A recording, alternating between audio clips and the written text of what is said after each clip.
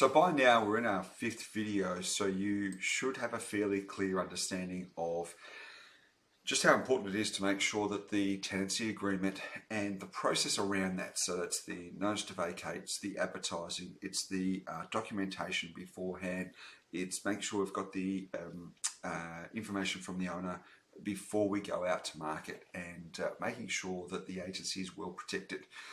So what we'll do now is, and as I've indicated in previous videos, this is a really good training topic, but right at the moment, this video, we're going to talk specifically around the fines. So the penalty units, and also the fact that I'm putting in here that it's a high priority. Really important that the agents, there's the videos will be sitting inside of here as we add them in. Now we've gone through the sections of the Act, we've gone through the regulations, we've gone through the Consumer Affairs links, and then we've also gone through, and I'll uncheck these as we do them. I've gone through in previous videos what the agents, and whether it's an agent, virtual assistant, administration staff, team leader, property manager, whoever it is, reception, whoever's preparing the leases or involved in the leasing process, they need to know this information, and it's not acceptable for them not to know this. So what I've tried to do here is I've tried to give you the education, and now what I'm going to do is go straight into what the potential risks are for the agency each time the system falls down. So invest in, you're either going to spend, and one of the things that I like to say to the clients that I work with is you're either going to pay for someone to do the work to prepare the systems, or in the event that you're audited, pay for someone to pay for the fine. You're going to pay the fines. You're better off if you invest and spend the money that potentially the agency is at risk in trying to develop really strong systems and robust systems that can't really be modified by the team. So what you do is you develop the systems, then you audit. So train and audit, train and audit. So train the staff, this is part of the training.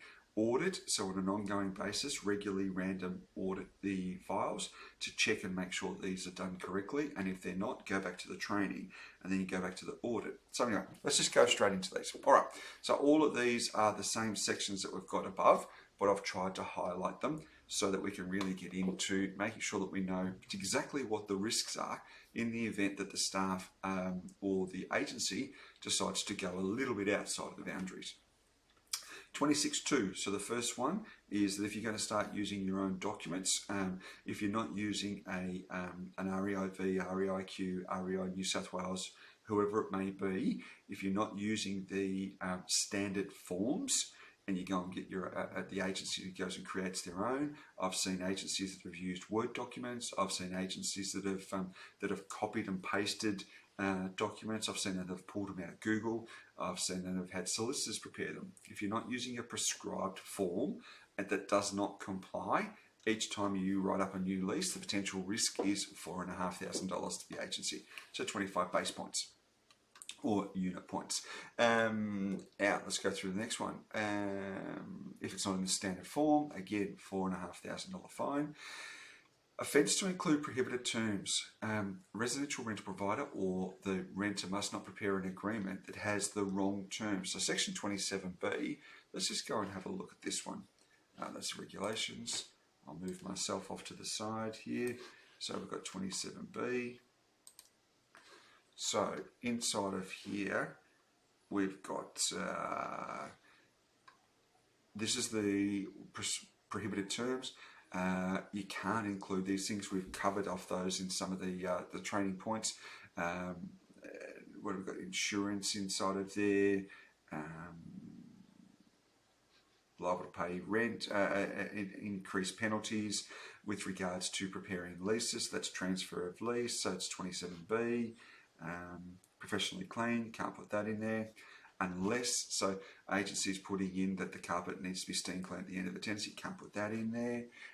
We've gone through those, you know, so with regards to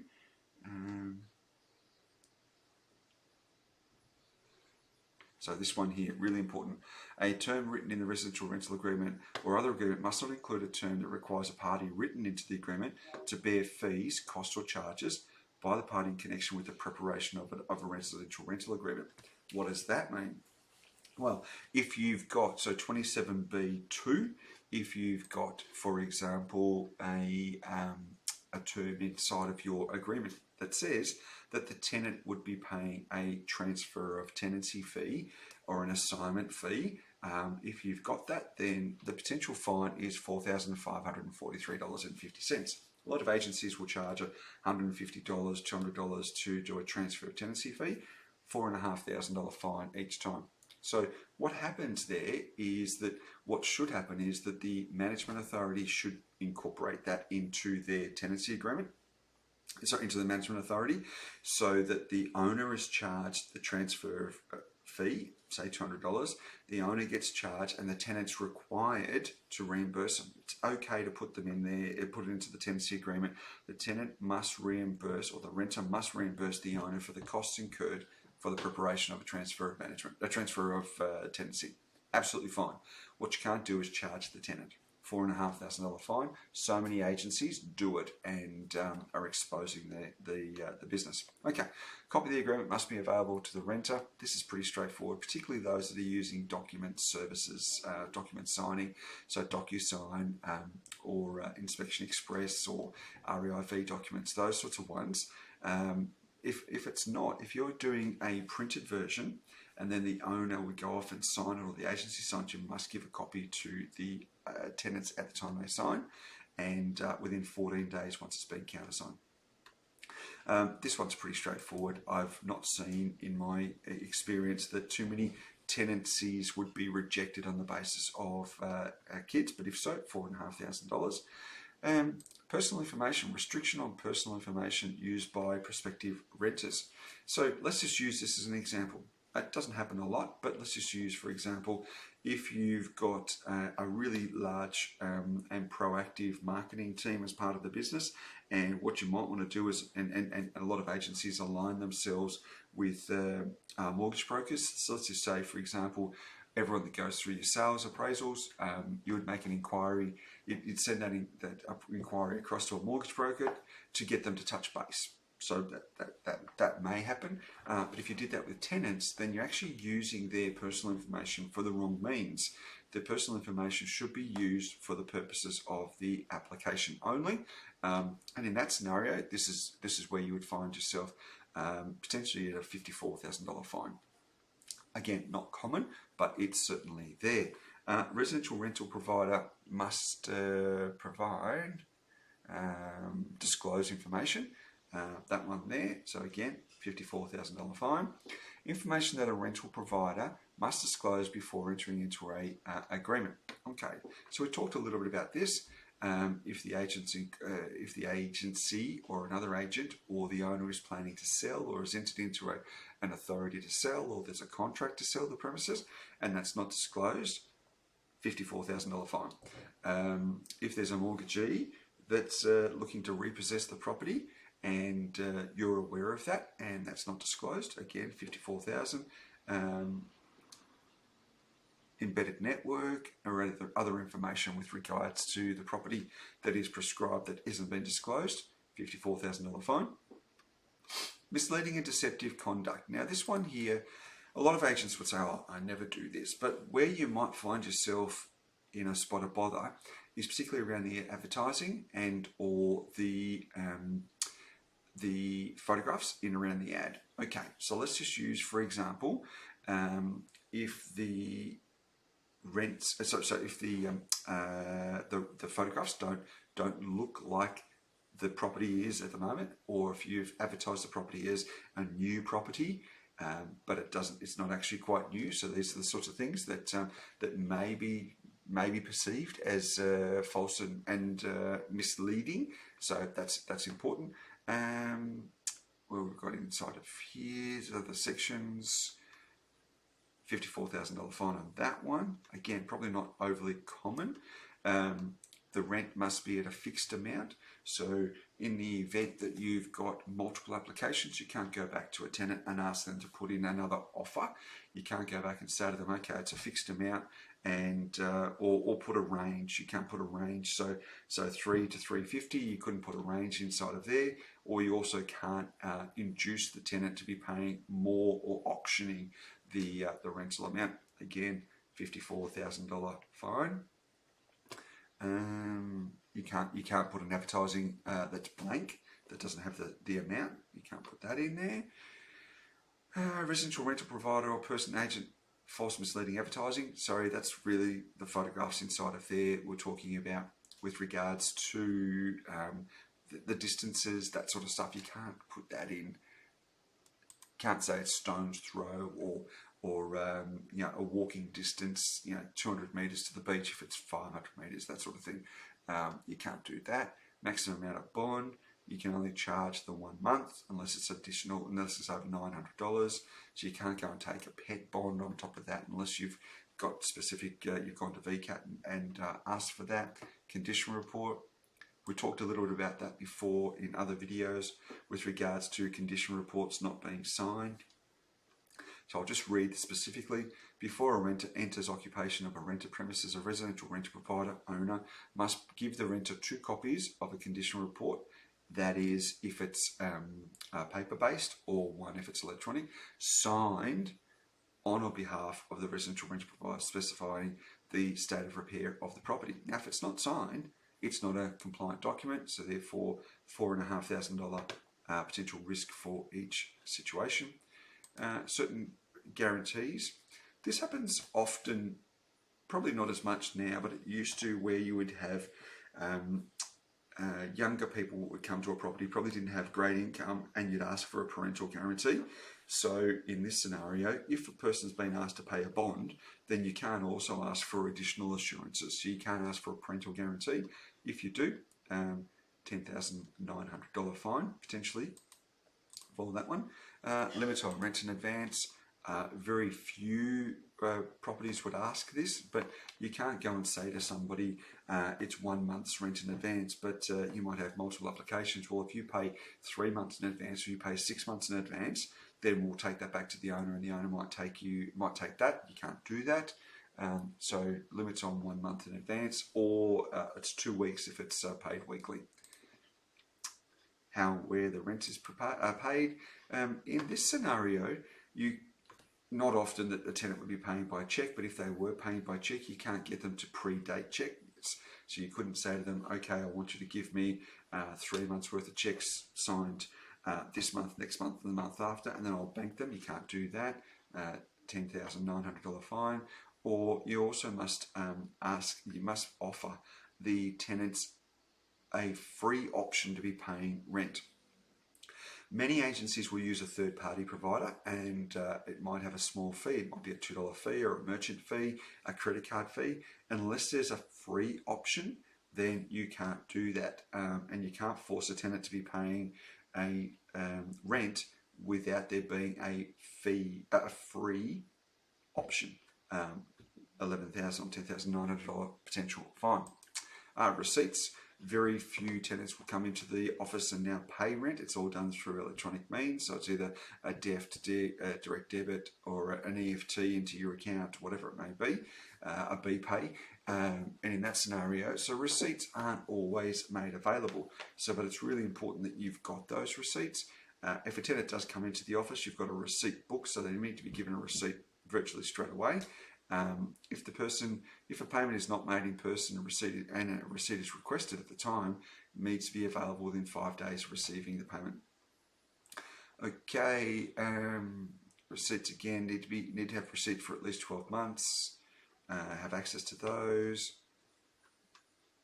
Certain charges, and this is where you're going to be in a spot of bother if you're asking the tenant to pay for a break lease, or a lease transfer fee, a transfer of tenancy fee as a fixed amount. In that scenario, $10,900 fee if you're asking the tenant to pay that as a fee instead of it being a reimbursement to the owner. It also can't be a fixed fee, so you can't then turn around and say it's a fixed amount, particularly for a break lease, because it needs to be a pro rata on the amount of lease that's still to be expired, and it can only be in the first term. The interesting one here is often with a lot of owners, when a lot of agencies, when they bring on a brand new tenancy, brand new management, the first lease, often they might throw in a free letting or free advertising. So if they've not charged an owner for letting or advertising or a board or something like that in the first lease, and then partway through the lease there's a break lease, you can't then get the tenant to pay that back. It has to be a direct reimbursement of what the owner's already paid. So my suggestion here is inside of the tenancy agreement that you would actually note what the formula is of the pro rata breakdown for a break lease, but also include what the owner physically paid. If the rent was $400 a week and the letting was 2.2 weeks, I would be writing letting fee $880. If the advertising was $385, advertising $385, board $120, $120, NTD, $22.50, I'd be writing that, so times 2, $45. And I'd be writing that in there. So because that's part of the disclosure, you cannot charge a tenant fees that weren't disclosed in the rental agreement. Again, $10,900 fine per situation. Residential rental providers' duty must provide that the property is vacant and in a clean condition. How would that be a scenario? So it's $54,000 fine here is potentially at risk. Now, where the scenario is here is when you've got a notice to vacate. Let's just say the notice to vacate, the previous tenant has given you notice to vacate on the 1st of the month. And you go and sign a new tenancy for the 4th of the month. And that's absolutely fine, unless you've got the tenant. So, for example, the previous tenant then sends you a note in the last couple of days saying we can't move out, we need another week, but you've already signed a new tenancy. So, in that scenario, what you're going to come unstuck with is that there is a potential that the next tenant that's about to move in could be fine, could seek compensation and fines because you haven't provided the property which is vacant, or there was furniture that was still left in the property, or whatever it may be. It wasn't clean at the time. There's a situation there where there is a potential risk, not common, but is certainly there. This is the one that's probably going to get most agents caught out, particularly in Victoria at the moment. Occupation of a rental premises that do not comply with rental minimum standards. So if the property doesn't comply with the minimum standards at the time the tenant takes possession, for each situation, the fine is $54,522 if you're audited and found to be in breach. So I regularly see this. I see agencies that don't look for minimum standards, doesn't comply with minimum standards, and that could be the window locks. It could be the main one is the one that would be the electrical, gas, safety, smoke detectors, those sorts of things. The property doesn't comply with minimum standards, and you put a tenant into the property. You've already signed off on the agreement on the disclosure statement. You should be providing disclosure statements that it does, and if it doesn't, the potential risk for the agency is $54,500 each situation. Rental provider must provide certain information to the tenant prior to setting up. Now it needs to be this one here. That is what we used to call the red book, but it's the duties and rights. If you're not providing that through to the tenant before they move in, it's $10,900.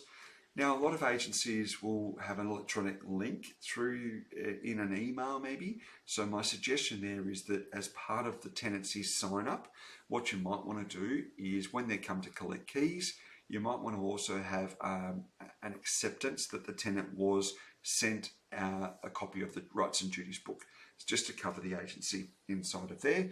And also this one here, agents will come unstuck with this often, and that is they don't note the correct amount inside of a tenancy agreement for urgent repairs. Inside of a lease agreement, you must state if the agency, so what do we got? Section 66, 3, B2. So in this situation, you must state what the management authority has given authorization for the agency to do in the event of urgent repairs. So If the urgent repairs section is left blank in the management authority, then the automatic amount is $4,000. If that doesn't correspond back through to the tenancy agreement, again, potential $10,000 inside of there. Or if you've got a $4,000 amount in the management authority because it's left blank and you just put $2,500 in the agreement, again, that's incorrect. So that you're exposing yourself. Or if there isn't a phone number or no one uses fax, but a way for the tenant to be able to actually comply with urgent repairs. So after hours number, mobile number, the way in which they can communicate. You need to have that as a provision in the tenancy agreement. If it's not there, a potential for $10,900 in risk. So if you go through here, that I think the one thing that I really want to bring to your attention is that property management, there's not a lot of profit in property management. It's really easy for an agency to find themselves in a spot of bother with not complying with the potential risks that are available, and what you might find. And if you think that Consumer Affairs isn't going to come to your office, that might be the case. If you think Consumer Affairs isn't going to inspect you, that might be the case. But all you need is for one or two tenants to make a few complaints. You go to VCAT, and VCAT could actually then instruct Consumer Affairs to potentially come to the office and inspect the way in which the properties are being managed, inspect your systems, and then you're in a spot of bother. Because if you're doing it for one property, chances are it's going to be across the board, and then what you will end up with is significant risks or a potential undertaking. You might also end up on the the non-disclosure, non-compliance register. If you end up on that one, then that's going to impact your ability to grow the rent roll. If you don't think that that's going to be the case and you don't think it's going to happen to you, well, there are a lot of agents in around 2018, 19, 20 that found themselves, probably 18, 19, sorry, that found themselves with Consumer Affairs investigations off the back of underquoting when they did a blitz on underquoting. And when Consumer Affairs went into the offices, they went in and they didn't do an audit on the files that were currently being sold, the properties being sold. They looked back at 2 and 3 years beforehand. They asked the agents to bring up the documents there and had a look at the properties that were sold and that were found to be underquoting. Now, all you need to do is do a couple of searches on Consumer Affairs website to have a look at the underquoting fines. Probably the most expensive one that I'm aware of is an office in Richmond that was fined $850,000, I think, plus their own costs. Plus they had to pay for Consumer Affairs costs. There was another large franchise brand out in Baldwin that was $720,000, I think it was. Another smaller office in Doncaster that I'm aware of that was around $220,000, and then there's some smaller ones. So these are the fines, just the fines.